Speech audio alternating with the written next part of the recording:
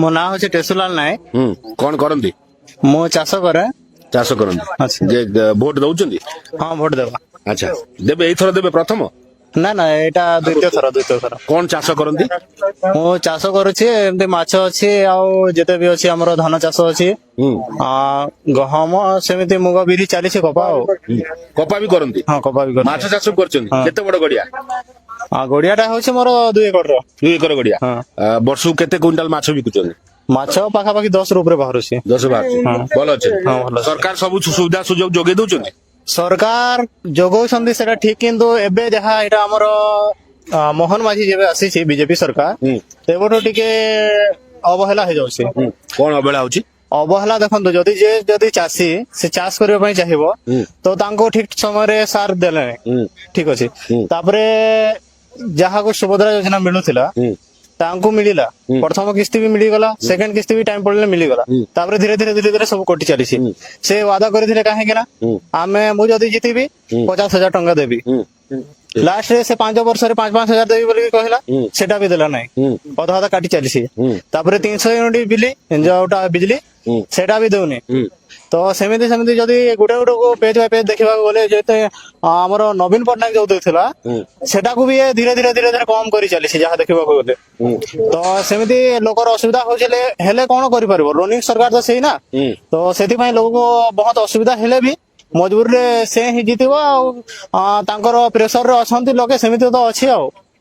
ବର୍ତ୍ତମାନ ତ ସରକାର, କେନ୍ଦ୍ରରେ ସରକାର, ରାଜ୍ୟରେ ସରକାର, ସବୁ ସରକାର ଡବଲ ଇଞ୍ଜିନର ସରକାର। ଏ ସରକାର 15 ମାସର ଆଦିବାସୀର ସରକାର। ଆପଣଙ୍କ ଅଞ୍ଚଳରେ ଅନେକ ଆଦିବାସୀ ଅଛନ୍ତି, ଏ ସରକାରକୁ ଆପଣ ପସନ୍ଦ କରୁନାହାନ୍ତି କଣ? ଏଇଟା ଡବଲ ଇଞ୍ଜିନ ବେକାର ଆଜ୍ଞା। ଏଇଟା 2ଟା ରିପେୟାରିଂ ରେ ଯିବ ଯାହା ଲାଗୁଛି। ଡବଲ ଇଞ୍ଜିନ କିଛି କାମ କରୁନି ଆମ ଏଠି। ଯାହା ନବୀନ ପଟ୍ଟନାୟକ କରୁଥିଲା, ତା ମୁକାବିଲା ଦେଖିବାକୁ ଗଲେ ଏଇଟା 50% ର ବି କାମ ହଉନି। ଏଟା ମାନେ ମେନ୍ ଫୋକସ করে ଦେଖିଲା ଚାଷୀ ଲୋକଙ୍କୁ, ପ୍ଲସ ଯେତେ ବି ଗରିବ ଲୋକ ଗରିବ ହିଁ ରହିବେ, ଆଉ ଯୋଉଟା ସେମାନେ ନେତା ହିଁ ରହିବେ, ସେମିତି ଦେଖା ହେଉଛି। ଆଉ ଡେଭଲପମେଣ୍ଟ ଅଧିକ କିଛି ଦେଖା ଯାଉନି।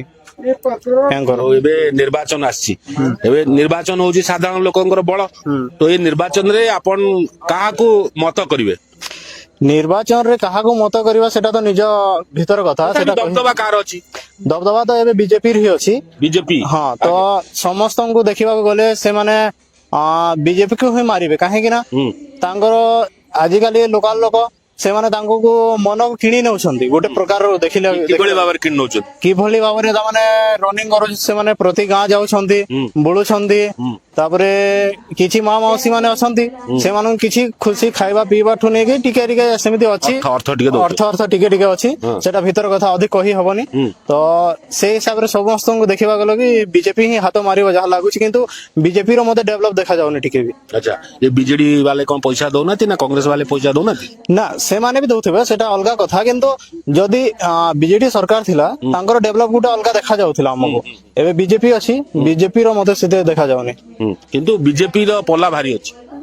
ପଲା ତ ସମସ୍ତେ ତ ଦେଖିଛନ୍ତି, ସମସ୍ତେ ଜାଣୁଛନ୍ତି, ସେଟା ମୁଁ ଅଧିକା କଣ କହିବି। ତ ଆପଣଙ୍କର ମତ ରାଜ୍ୟର ସ୍ୱାର୍ଥ ପାଇଁ, ଲୋକଙ୍କ ସ୍ୱାର୍ଥ ପାଇଁ, ଆପଣଙ୍କ ସ୍ୱାର୍ଥ ପାଇଁ ଆପଣ ଦେବେ, ନା ଦଳ ଦେଖି ଦେବେ, ନା ବ୍ୟକ୍ତିଗତ ପ୍ରାର୍ଥୀ ଦେଖିଦେବେ?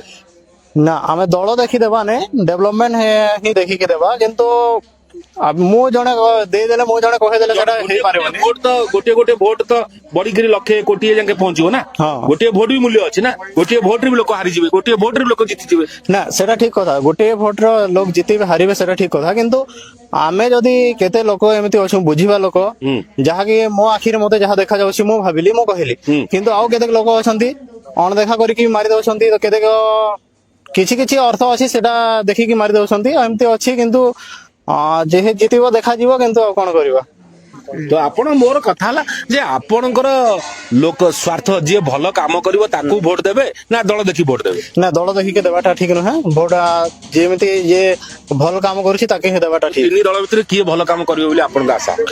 3 ଦଳ ଭିତରେ କିଏ ଭଲ କାମ କରିବ ବୋଲି କି ଆଶା କହିଲେ, ଦେଖନ୍ତୁ ମତେ ଯାହା ଲାଗୁଛି ଏବେ ସମସ୍ତଙ୍କୁ ଏମିତି ଯଦି ଏପଟେ ଦେଖିବାକୁ ଗଲେ ବିଜେପି ହିଁ କେମିତି କରିବ ଦେଖାଯିବ, ସେ ହିଁ ଆସିବ ବୋଧେ, ଯାହା ଲାଗୁଛି ମତେ।